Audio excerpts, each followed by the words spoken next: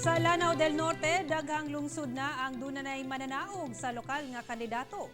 Gani giharos sa PDP laban ang tanang posisyon sa tulo ka munisipalidad sa maong probinsya. Ani report.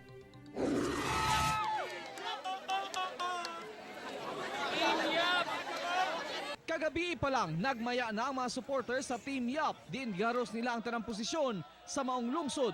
10-0 gikan mayor hangtod konsehal ilaha tanan.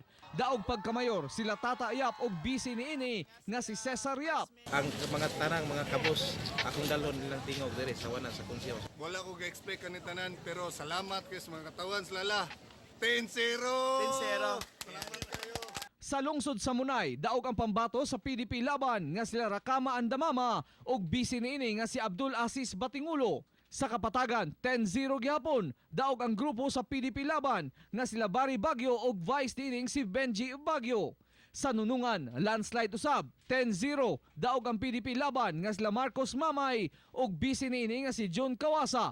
Samtang sa tibok probinsya sa Lanao del Norte, daog sila Imelda Quibranza Dimaporo sa Governor, Christy Atay, Vice Governor, 1st District Congressman Khalid Dimaporo ug sa ikaduhang distrito mao si Bobby Dimaporo.